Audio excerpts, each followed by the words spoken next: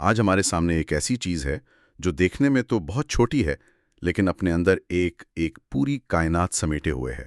یہ ایک مختصر سی اسلامی دعا ہے۔ جی، اور ہمارے پاس جو مواد ہے وہ ایک تصویر ہے جس میں دعا 3 طریقوں سے لکھی ہے، عربی میں، پھر رومن اردو میں اور ساتھ میں انگریزی ترجمہ بھی ہے۔ صحیح۔ تو ہمارا آج کا مقصد صرف اس دعا کا لفظی معنی جاننا نہیں ہے، بلکہ اس کی گہرائی میں اتر کر یہ سمجھنا ہے کہ یہ چند الفاظ انسانی زندگی کی کن کن بڑی حقیقتوں کا احاطہ کرتے ہیں۔ اور پہلی نظر میں ہی یہ بات صاف ہو جاتی ہے کہ اسے ہر کسی کے لیے سمجھنا کتنا آسان بنایا گیا ہے۔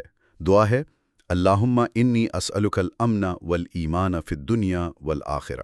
یہ سننے میں بہت سیدھی سادی لگتی ہے، لیکن مجھے لگتا ہے اس کی سادگی میں ہی اس کی اصل طاقت چھپی ہے۔ بالکل، تو آئیے اس کی تہوں کو کھولتے ہیں۔ چلیں شروع کرتے ہیں۔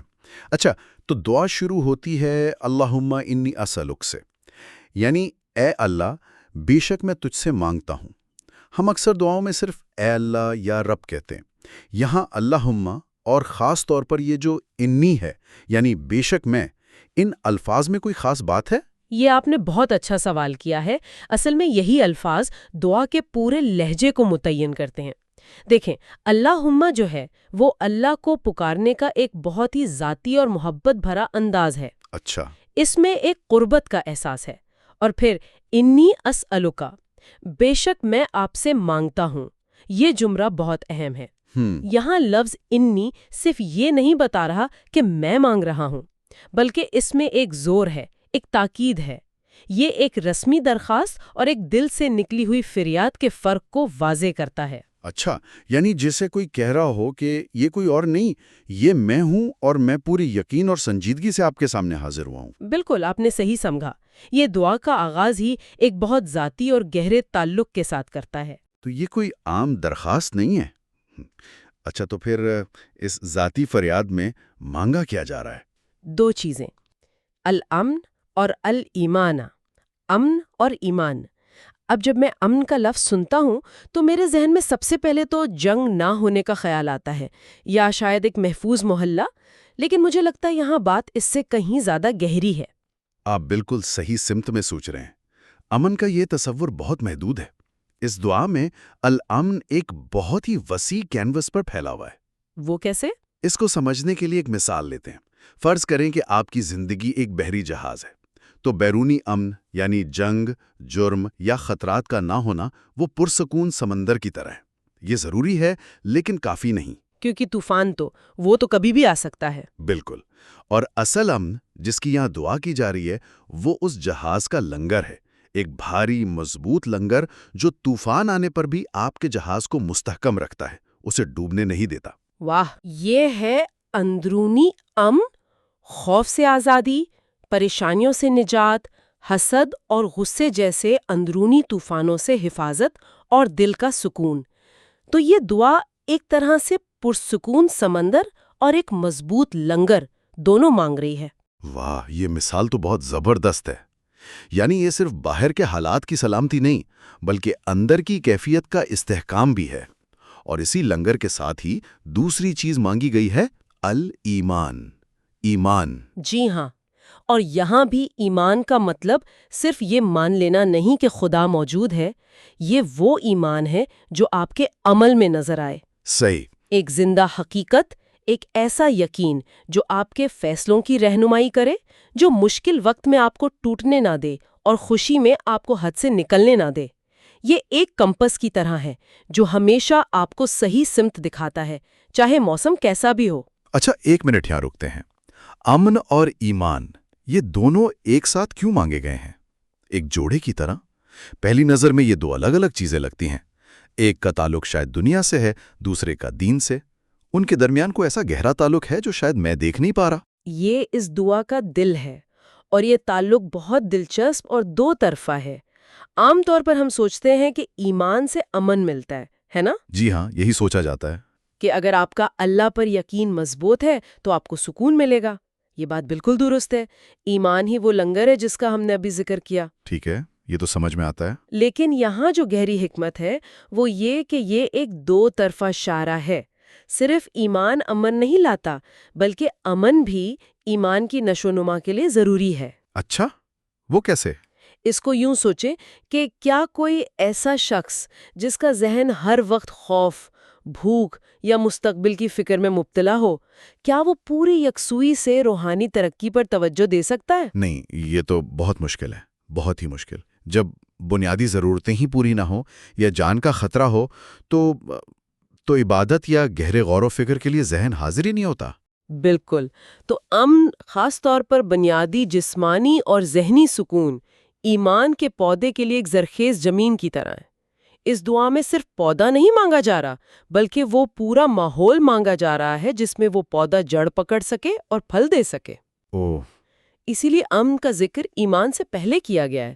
پہلے وہ بنیاد مانگی گئی جس پر ایمان کی ایک مضبوط عمارت کھڑی ہو سکے۔ یہ تو کمال کی بصیرت ہے۔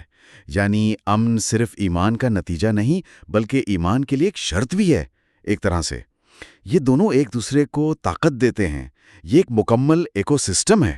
جی، ایک مکمل روحانی ایکو سسٹم۔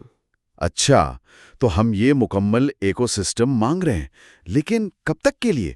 دعا آگے کہتی ہے فی الدنیا والآخرہ، دنیا اور آخرت میں۔ ان دو الفاظ نے تو اس دعا کے کینوس کو لامحدود کر دیا ہے۔ جی، یہی تو بات ہے۔ یہ اس دعا کو وقتی ضرورت سے نکال کر ایک ابدی، ایک اٹرنل پلان بنا دیتا ہے۔ یہ صرف آج کے دن کے سکون کی بات نہیں ہے۔ صحیح۔ دنیا میں امن اور ایمان کا مطلب تو ہم سمجھ سکتے ہیں، ایک ایسی زندگی جس میں انسان بیرونی آفات اور اندرونی خلفشار سے محفوظ رہے اور اس کا ایمان اسے صحیح راستے پر چلائے تاکہ وہ ایک بامقصد اور مطمئن زندگی گزار سکے۔ اور آخرت کے حوالے سے ان کا کیا مطلب ہوگا؟ آخرت کا امن کیسا ہوگا؟ آخرت میں تو ان کی اہمیت اور بھی بڑھ جاتی ہے۔ آخرت میں امن کا مطلب ہے قبر کے عذاب سے سلامتی، حشر کے دن کی ہولناکیوں سے حفاظت، پل صراط پر ثابت قدمی، اور سب سے بڑھ کر جہنم کی آگ سے نجات۔ یہ حتمی اور سب سے بڑا امن ہے۔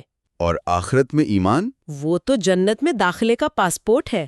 اس کے بغیر تو وہاں کامیابی کا تصور ہی ممکن نہیں۔ تو یہ دعا دراصل ایک مکمل لائف پلان ہے۔ یہ صرف اس دنیا میں اچھی زندگی گزارنے کا طریقہ نہیں، بلکہ اس بات کو یقینی بنانے کی درخواست ہے کہ یہ اچھی زندگی ایک بہترین آخرت پر ختم ہو۔ یہ تو ایک ایسی سرمایہ کاری ہے جس کا منافع دونوں جہانوں میں ہے۔ بالکل، یہ اسلام کا جو زندگی کا پورا تصور ہے، یہ اس کو دکھاتا ہے۔ جہاں دنیا کو آخرت کی کھیتی کہا جاتا ہے، یہاں جو بویا جائے گا وہی وہاں کاٹا جائے گا۔ یہ دعا اس بات کو یقینی بنانے کی درخواست ہے کہ ہم یہاں صحیح بیج بوئیں اور وہاں بہترین فصل کاٹیں۔ آپ جانتی ہیں، جب آپ اس دعا کی جامعیت اور اس کی قدر کی بات کر رہی ہیں تو میرے ذہن میں وہ تصویر آ رہی ہے جو ہمارے پاس ہے۔ جس طرح اس دعا کو پیش کیا گیا ہے وہ بھی کچھ کہتا ہے۔ یہ صرف سادہ متن نہیں ہے، اسے ایک قیمتی زیور کی طرح بنایا گیا ہے جو ایک سنہری دائرے میں بند ہے۔ یہ جان بوجھ کر کیا گیا ہوگا، ہے نا؟ بلا شبہ بصری ڈیزائن پیغام کا حصہ ہوتا ہے۔ یہ آرٹ اور روحانیت کا بہترین امتزاج ہے۔ سب سے پہلے تو وہ گہرا سرخ پس منظر دیکھیں۔ یہ رنگ اکثر اہمیت، گہرائی اور احترام کی علامت سمجھا جاتا ہے۔ پھر وہ دائرہ جس کا کوئی آغاز یا اختتام نہیں، یہ ابدیت اور کاملیت کی علامت ہے۔ یہ ظاہر کرتا ہے کہ یہ دعا اپنے آپ میں مکمل ہے، جو دنیا اور آخرت یعنی پوری کائنات کو اپنے گھیرے میں لیے ہوئے ہیں، ایک مکمل حفاظتی حصار کی طرح۔ اور اس دائرے کو سونے، چاندی اور ہیروں جیسے ڈیزائن سے سجایا گیا ہے۔ یہ تو صاف اس کی قدر کو ظاہر کرتا ہے۔ بالکل، یہ ایک بصری پیغام ہے کہ یہ الفاظ معمولی نہیں ہے، یہ ایک انمول خزانہ ہے۔